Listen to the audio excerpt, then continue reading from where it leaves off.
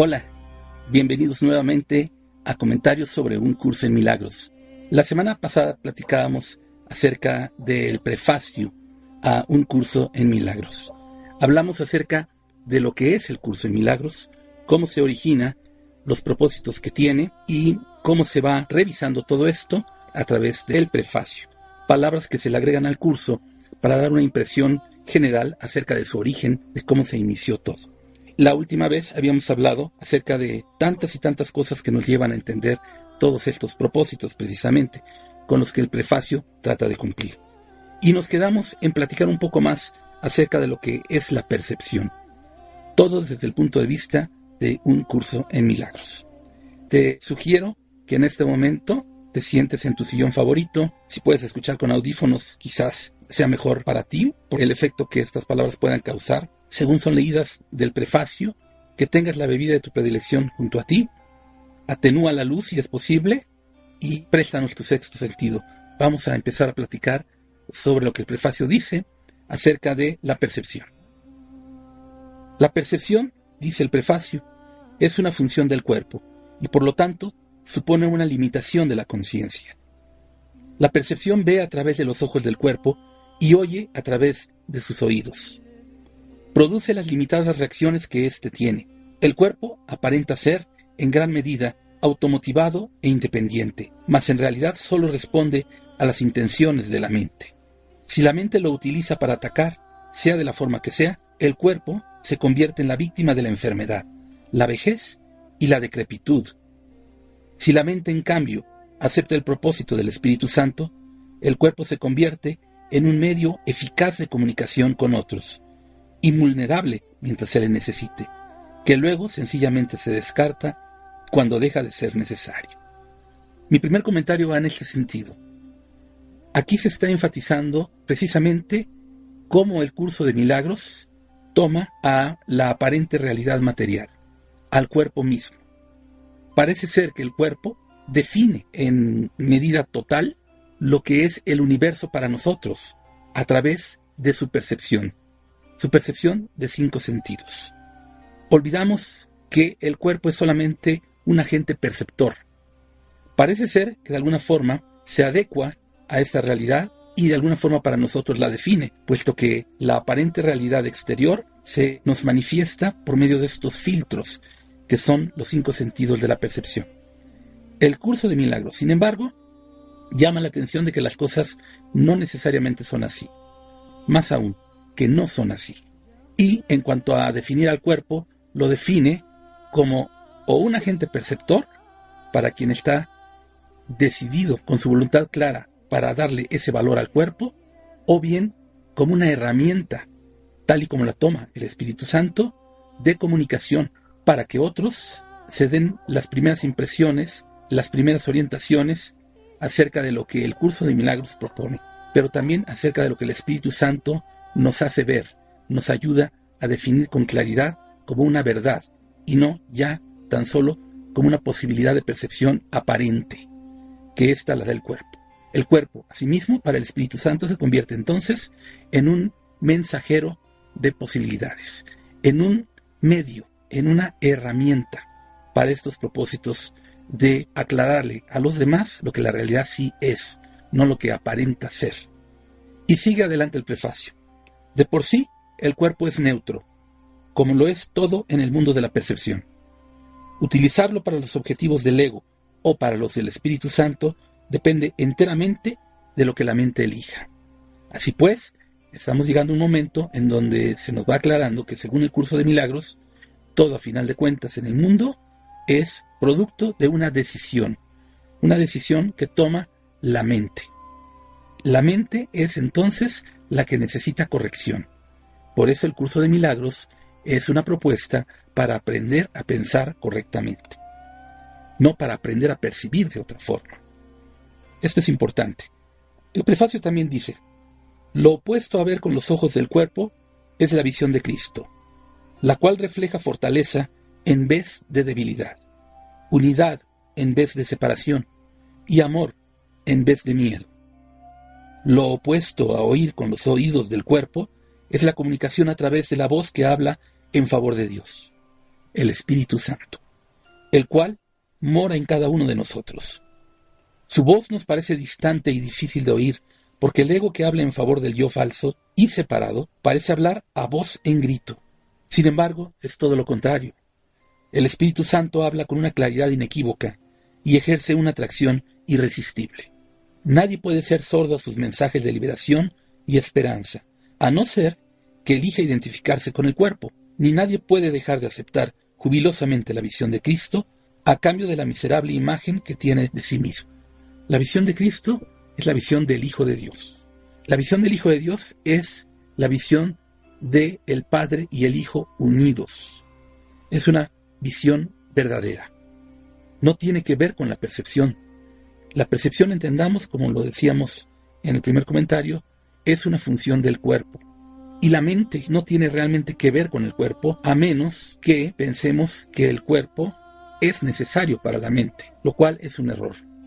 Y eso surge porque nosotros estamos en el mundo con un cuerpo y con un pensamiento, y nos definimos con base a lo que nos resulta evidente en primera instancia. Esto es, que el cuerpo alberga a la mente. Y no pensamos necesariamente del todo, al menos nuestro cuerpo no nos lo manifiesta así, los sentidos tampoco lo afirman tanto así, que más bien la mente es independiente del cuerpo y que no necesita del cuerpo. Dado que estamos en él, parece, sentimos, pensamos, queremos creer que la mente necesita del cuerpo. El prefacio nos aclara que no es así. De hecho, el verdadero conocimiento, aunque me estoy adelantando un poco, es totalmente independiente al cuerpo. La visión de Cristo, además, dice, es el don del Espíritu Santo, la alternativa que Dios nos ha dado contra la ilusión y la separación, y la creencia en la realidad del pecado, la culpabilidad y la muerte. Es la única corrección para todos los errores de percepción, la reconciliación de los aparentes opuestos en los que se basa este mundo. Su benévola luz muestra todas las cosas desde otro punto de vista, reflejando el sistema de pensamiento que resulta del conocimiento y haciendo que el retorno a Dios no solo sea posible, sino inevitable. Aquí ya está hablando del conocimiento. Por eso decía yo que me había adelantado un poco. Lo que antes se consideraba una injusticia que alguien cometió contra otro, se convierte ahora en una petición de ayuda y de unión. La petición de ayuda es muy importante en el curso en milagros. Solamente quien pide ayuda puede recibirla, y no porque solo así se le pueda otorgar, sino porque solamente así se recibe y funciona, y tiene un propósito, y es realmente ayuda. El pecado, la enfermedad y el ataque, dice el prefacio, se consideran ahora percepciones falsas que claman por el remedio que procede de la ternura y del amor. Las defensas se abandonan porque donde no hay ataque, no hay necesidad de ellas. Las necesidades de nuestros hermanos se vuelven las nuestras, porque son nuestros compañeros en la jornada de regreso a Dios. Sin nosotros, ellos perderían el rumbo. Sin ellos, nosotros jamás podríamos encontrar el nuestro. Por eso también, y me adelanto nuevamente, el curso llegará a decir que nadie se salva solo. Y sigue diciendo el prefacio. El perdón es algo desconocido en el cielo, donde es inconcebible que se pudiese necesitar. En este mundo, no obstante, el perdón es una corrección necesaria para todos los errores que hemos cometido. Perdonar a otros es la única manera en que nosotros mismos podemos ser perdonados, ya que refleja la ley celestial, según la cual dar es lo mismo que recibir. El cielo es el estado natural de todos los hijos de Dios tal como Él los creó. Esa es su realidad eternamente, la cual no ha cambiado porque nos hayamos olvidado de ella. Y aquí nos da el prefacio un adelanto de uno de los principios básicos del curso. Dar es lo mismo que recibir. En el cielo, así es. En el reino de Dios, así es. Para el Hijo de Dios, en comunión de unidad con su Padre, así es. No resulta así para la percepción, para el mundo, para nosotros que estamos en el universo. Pero el curso nos está especificando la diferencia. El perdón, dice el prefacio, es el medio que nos permitirá recordar. Mediante el perdón cambiamos la manera de pensar del mundo. El mundo perdonado se convierte en el umbral del cielo, porque mediante su misericordia, podemos finalmente perdonarnos a nosotros mismos. Al no mantener a nadie prisionero de la culpabilidad, nos liberamos. Al reconocer a Cristo en todos nuestros hermanos, reconocemos su presencia en nosotros mismos. Una aclaración aquí. Cuando el curso menciona a Cristo, no necesariamente y exclusivamente se refiere a Jesús de Nazaret. Jesús de Nazaret fue un Cristo, sí, pero ha habido otros, ha habido muchos, cada vez hay más. Nosotros mismos, en principio, fuimos y somos Cristo. Fuimos cuando estuvimos en unión con el Padre. Lo olvidamos y de alguna manera seguimos siendo Cristo, pero un Cristo dormido. Cristo, pues, es el nombre que se le da al Hijo de Dios unigénito, al Hijo de Dios que se sabe uno con el Padre y que hace la voluntad del Padre, que es la suya propia, porque no puede ser de otra manera. Y finalmente el prefacio concluye así. Al olvidar todas nuestras percepciones erróneas y al no permitir que nada del pasado nos detenga, podemos recordar a Dios. El aprendizaje no nos puede llevar más allá. Cuando estemos listos, Dios mismo dará el último paso que nos conducirá de regreso a Él. ¿Y por qué Dios tiene que dar el último paso y no nosotros? Es una pregunta válida, importante también para responder. El curso da respuesta a ella. Y vamos entonces al primer descanso, al primer intermedio, en este propósito de difundir, también de aclarar en la medida de lo posible, lo que es un curso en milagros, en sus partes más densas, relativas específicamente al texto.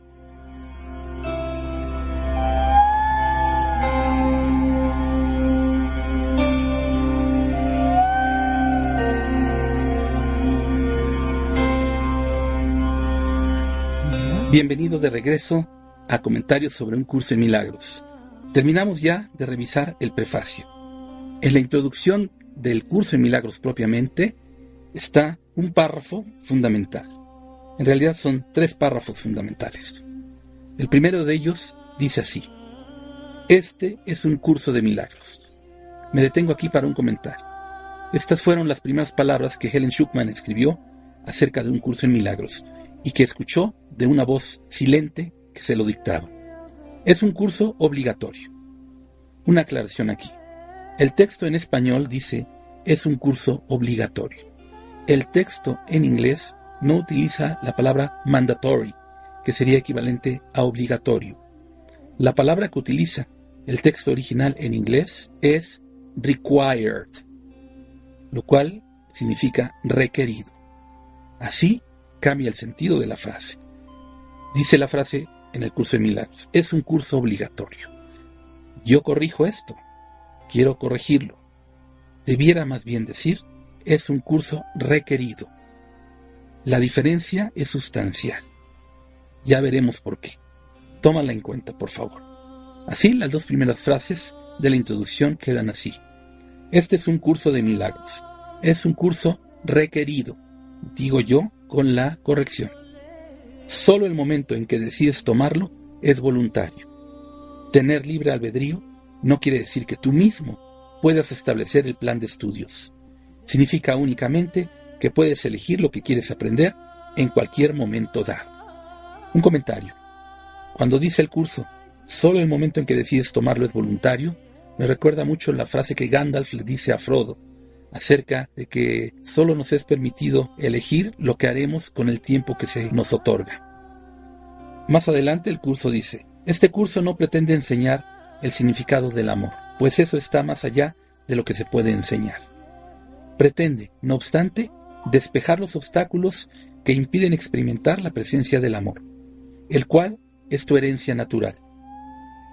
Lo opuesto al amor es el miedo, pero aquello que todo lo abarca no puede tener opuestos. Y aquí hay ya elementos fundamentales de todo lo que es en sí el curso en milagros, porque primero define que no pretende enseñar el significado del amor, porque eso está más allá de lo que se puede enseñar.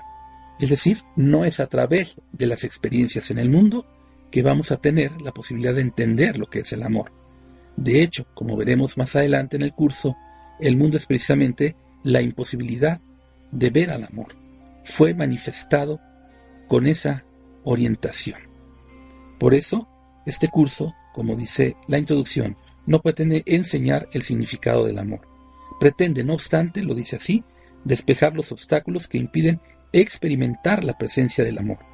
El amor, pues, no debe llegar a nosotros como un concepto, sino como una experiencia de la presencia. Esto me recuerda mucho a las enseñanzas de Saint Germain cuando habla de la sagrada presencia. Y dice además, en este sentido de experimentar la presencia del amor, que esa es nuestra herencia natural. Lo opuesto al amor es el miedo. Así dice la introducción. Pero aquello que todo lo abarca no puede tener opuestos. Para nosotros, pues, parece ser que el amor tiene un opuesto. Solo parece ser. Y ese amor tiene como opuesto, según para nosotros, al miedo. Pensamos casi intuitivamente que el opuesto del amor es el odio. Pero no es así. El odio enmascara una realidad más profunda de tipo imaginario, que es la realidad imaginaria del miedo. El miedo permea a todo en el universo. Esto que parece en principio difícil de verlo así claramente, se va aclarando conforme el curso va abundando en los conceptos, en las ideas, en los contextos, en todo lo que quiere expresar. Pero, en realidad, el amor en sí no puede tener opuestos, porque todo lo abarca. El amor con mayúscula, no el amor con minúscula que experimentamos en el mundo. Ese es un amor imperfecto. Este curso puede, por lo tanto, resumirse muy simplemente de la siguiente manera. Así dice la introducción. Y estos dos principios que de aquí son lo más fundamental de todo el curso. Nada real puede ser amenazado. Nada irreal existe. Tomémoslos muy en cuenta. En todo momento, en todo lo que se dice en el curso, estas dos frases se están revalidando constantemente. Son como dos premisas de una conclusión que dice así: en esto radica la paz de Dios. Repito, la introducción dice: nada real puede ser amenazado, nada irreal existe. En esto radica la paz de Dios. Y ahora nos vamos a disponer a entrar a el capítulo 1, que es el significado de los milagros, y que en su primera parte se menciona como principios de los milagros.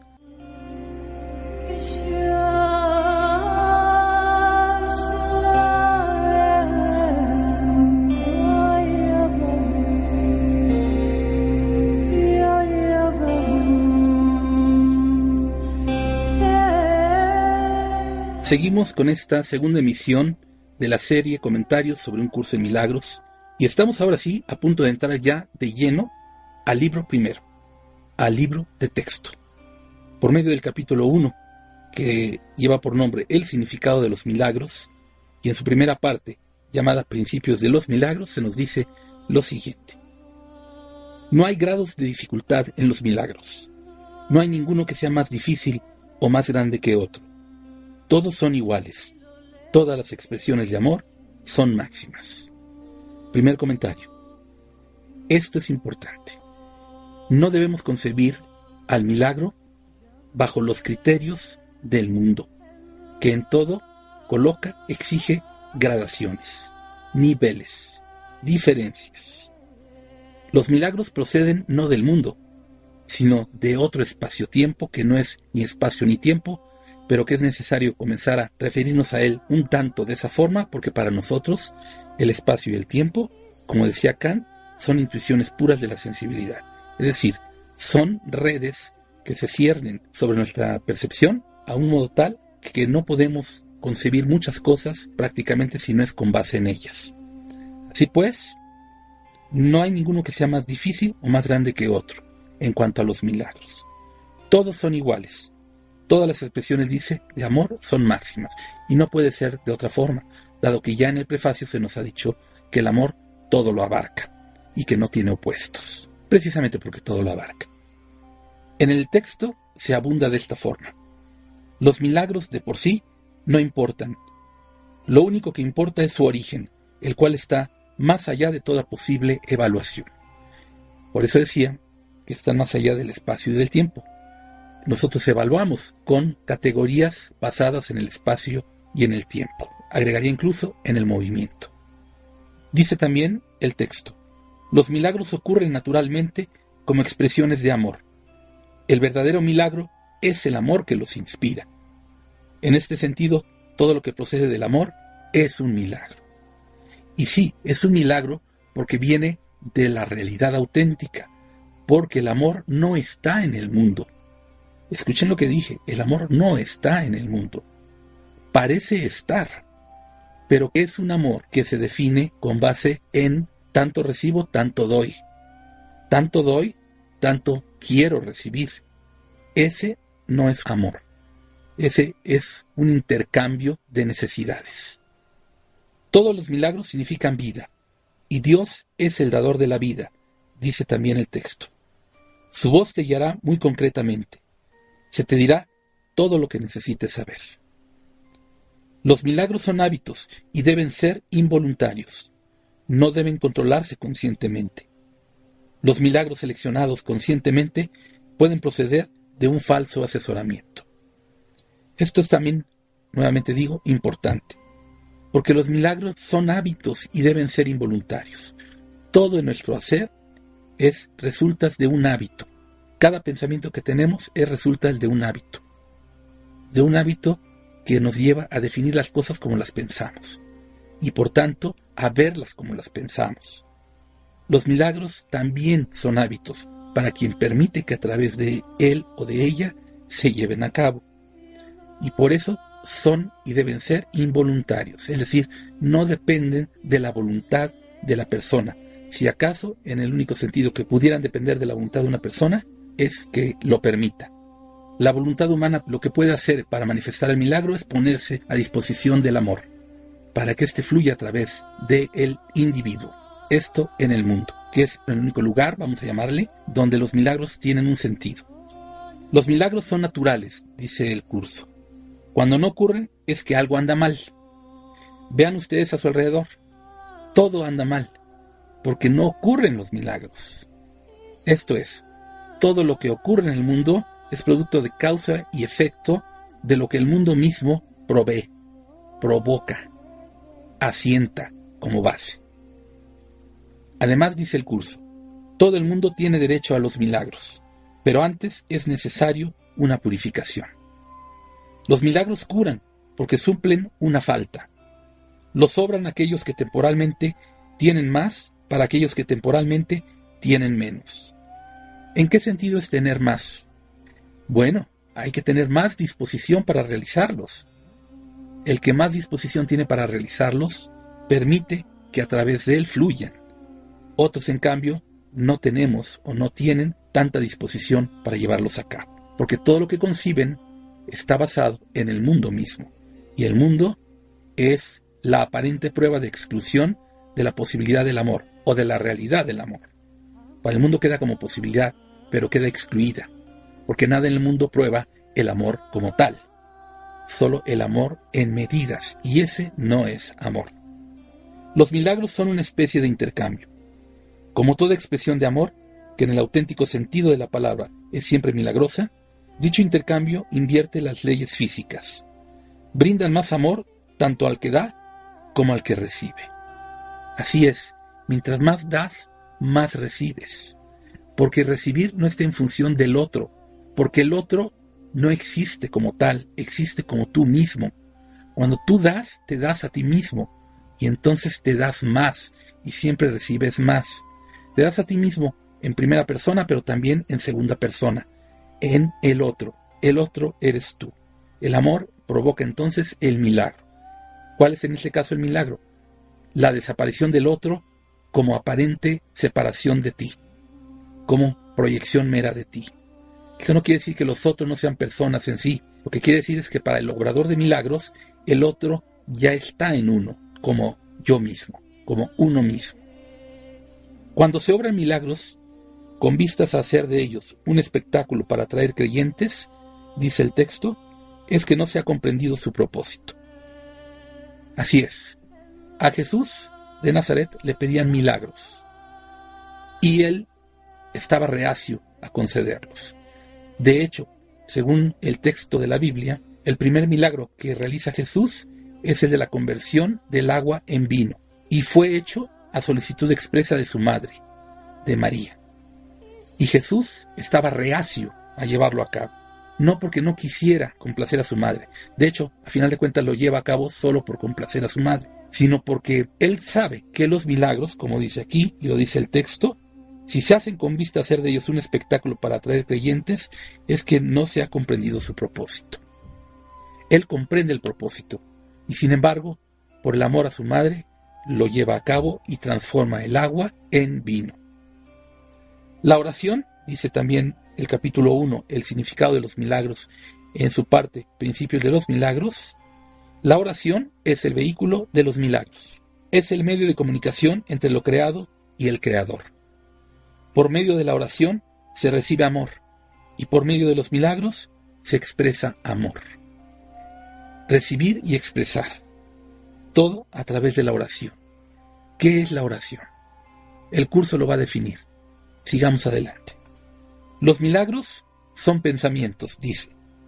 Los pensamientos pueden representar el nivel inferior o corporal de experiencia o el nivel superior o espiritual de experiencia. Pueden, dice. ¿De quién depende que sean en resultas una u otra opción? De la voluntad del individuo. Dice además, uno de ellos da lugar a lo físico, el otro crea lo espiritual. Los milagros son a la vez comienzos y finales, y así alteran el orden temporal. Son comienzos y finales al mismo tiempo, y no puede ser de otra forma, porque no están originados desde el espacio y el tiempo, sino que se manifiestan donde el espacio y el tiempo no existen, no tienen una categoría ontológica, y si bien se manifiestan en el universo, que es espacio y temporalidad y movimiento, rompen con ella. Son siempre afirmaciones del renacimiento, dice el texto, que parecen retroceder, pero que en realidad van hacia adelante. Cancelan el pasado en el presente y así liberan el futuro. El presente, entonces, es, si acaso, el único tiempo real, el único tiempo válido para los milagros, para el amor. Se podría decir desde estas categorías de espacio y tiempo que el amor es siempre presente en el reino de Dios. Si el amor es siempre presente y el amor es con mayúsculas, el amor, lo que Dios manifiesta como el amor, entonces el pasado y el futuro se liberan. Todo se sana. Termina la espaciotemporalidad con su movimiento. Los milagros dan fe de la verdad, dice también el texto.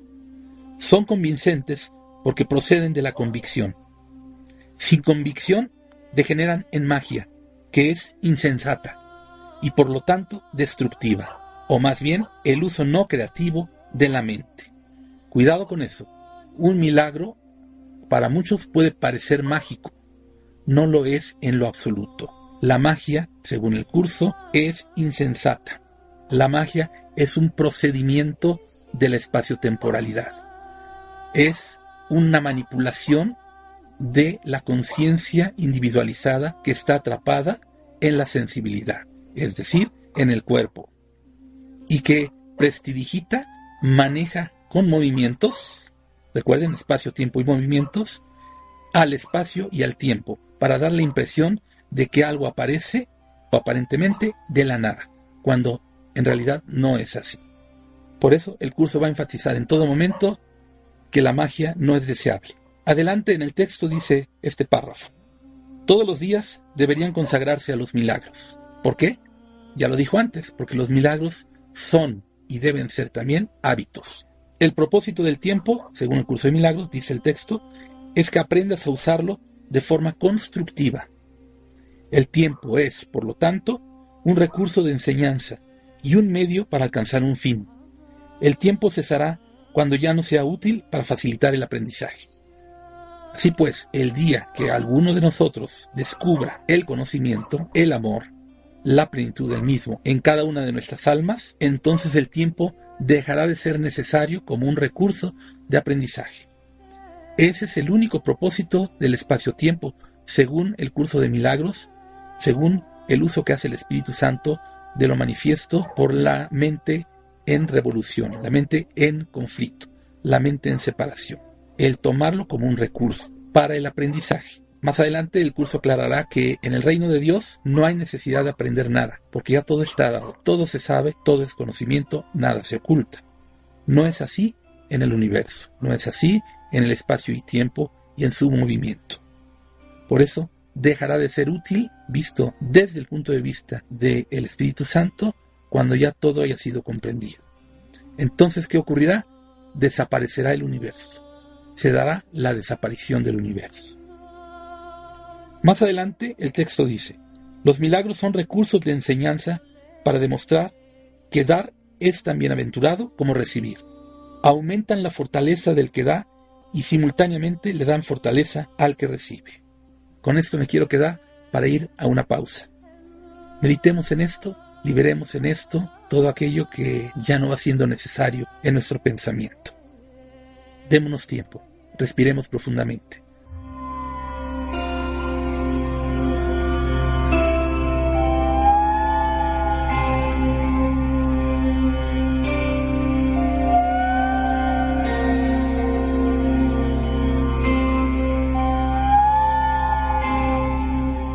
Gracias nuevamente por estar con nosotros. Escuchas comentarios sobre un curso en milagros. Inscríbete y síguenos puntualmente. De esta manera iremos juntos en esta revisión comentada del texto de un curso en milagros. En el párrafo 17 de esta primera parte que estamos revisando del texto, capítulo 1, el significado de los milagros, en lo relativo a principios de los milagros se nos dice: los milagros trascienden el cuerpo. Son cambios súbitos al dominio de lo invisible, más allá del nivel corporal. Por eso es por lo que curan. El milagro es un servicio. Es el máximo servicio que le puedes prestar a otro. Es una manera de amar al prójimo como a ti mismo, en la que reconoces simultáneamente tu propia valía y la de él. Se hace la unidad, comento.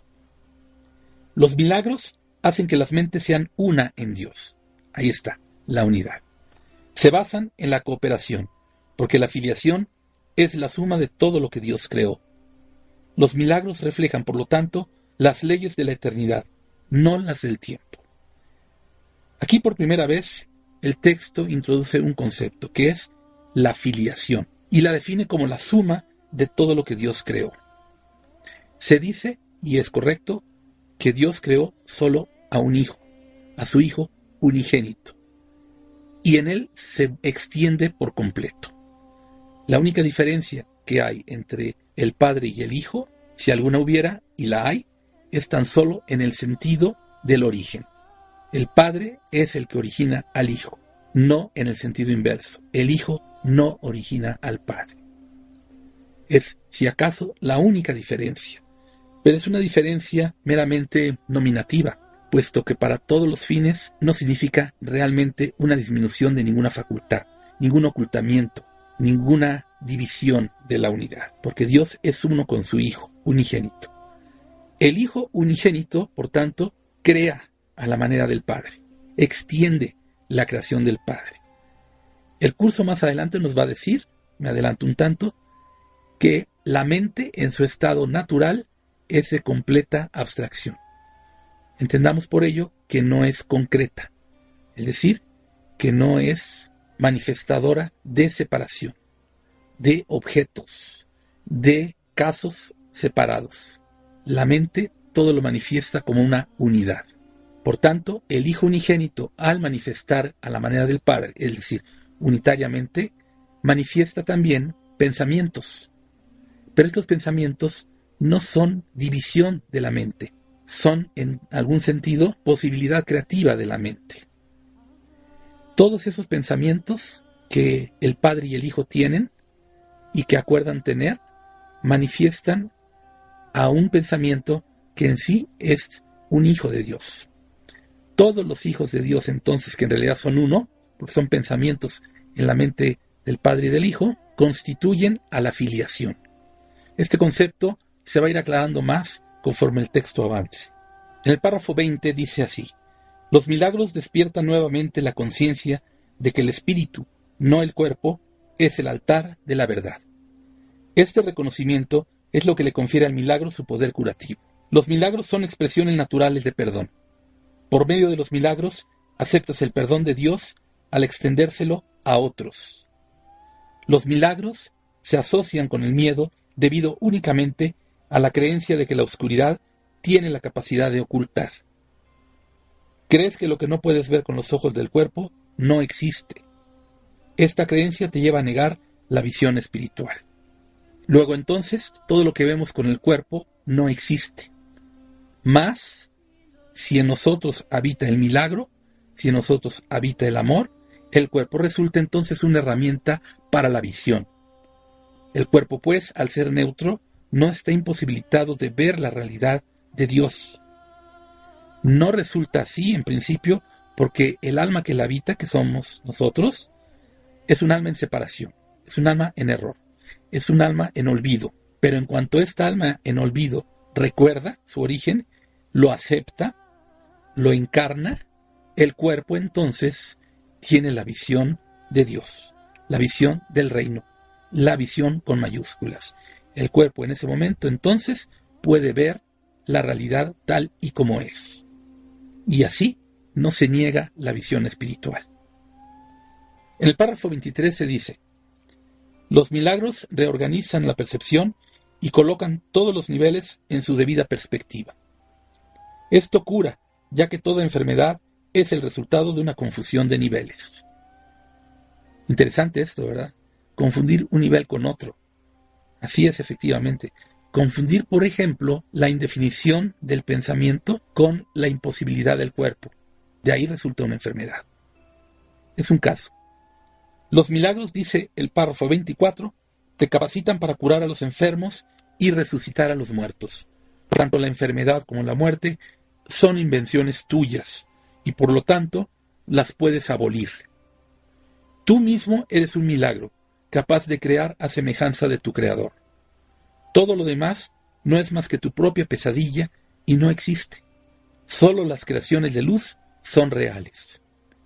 Luego entonces aquí habría una explicación de cómo Jesús revivió a Lázaro, o de cómo Jesús se resucitó a sí mismo, por medio de la visión de Dios, por medio de la realidad del amor.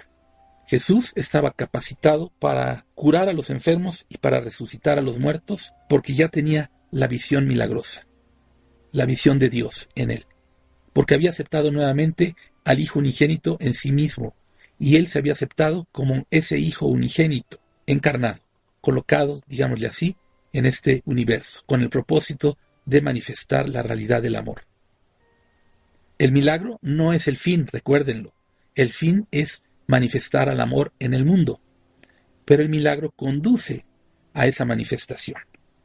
En el párrafo 25 se abunda. Los milagros son parte de una cadena eslabonada de perdón que una vez completa es la expiación.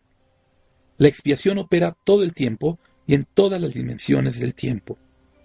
Los milagros representan tu liberación del miedo. Expiar significa deshacer.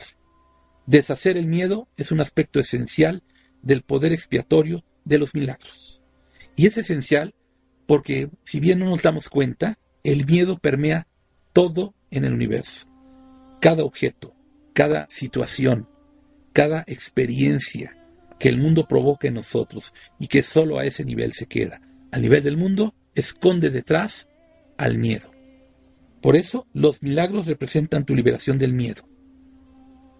Un milagro, dice el párrafo 27, es una bendición universal de Dios a todos mis hermanos por mediación mía. Esto dice Jesús, quien dicta el texto. Repito, un milagro es una bendición universal de Dios a todos mis hermanos por mediación mía. Perdonar es el privilegio de los perdonados. ¿Por qué se requiere de una mediación de Jesús para los milagros? Porque el milagro se manifiesta a través de un medio en el mundo. El amor para llegar al mundo requiere de un medio. El medio somos nosotros si así lo aceptamos. En el caso es Jesús porque así lo aceptó.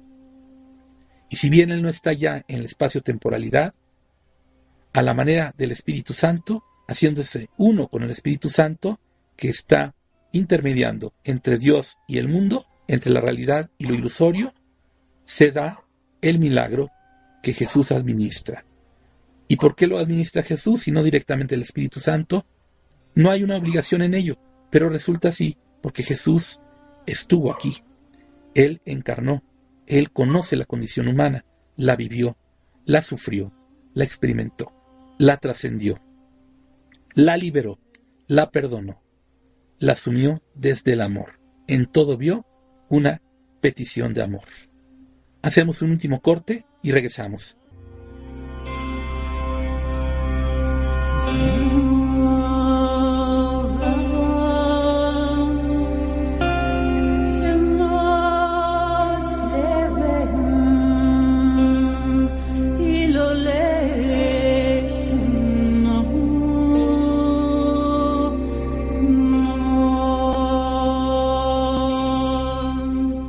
Bienvenido a esta última sección de este segundo programa de comentarios sobre un curso en milagros. Estamos revisando la primera parte del texto, capítulo 1, el significado de los milagros, en particular, principios de los milagros. Y en el párrafo 28 se nos dice: los milagros son un modo de liberarse del miedo. La revelación produce un estado en el que el miedo ya ha sido abolido. Los milagros son, por lo tanto, un medio y la revelación un fin. Nuevamente, aquí se insiste en que los milagros no son el fin, sino el medio. No se trata de hacer milagros por hacer milagros o para demostrar algo, sino para administrar la eterna abundancia de Dios, el eterno amor de Dios en el mundo. ¿Con qué fin? Con el fin de hacerlo evidente para los demás, con el fin de dar testimonio de Él, con el fin de afirmar su realidad, su existencia, su verdad. Los milagros alaban a Dios a través de ti. Lo alaban al honrar a sus creaciones, afirmando así la perfección de las mismas. Curan porque niegan la identificación con el cuerpo y afirman la identificación con el espíritu. Dado que los milagros reconocen el espíritu, ajustan los niveles de percepción y los muestran en su debido lugar. Esto sitúa al espíritu en el centro, desde donde puede comunicarse directamente.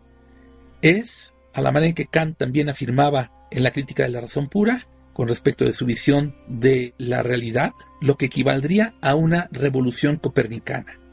Copérnico es el primero que coloca a el Sol como el centro del movimiento de los astros, y no a la Tierra como el centro de ese movimiento, que es lo que aparentemente ocurría al observar el movimiento de los astros en el cielo. Parecía que la Tierra era el centro.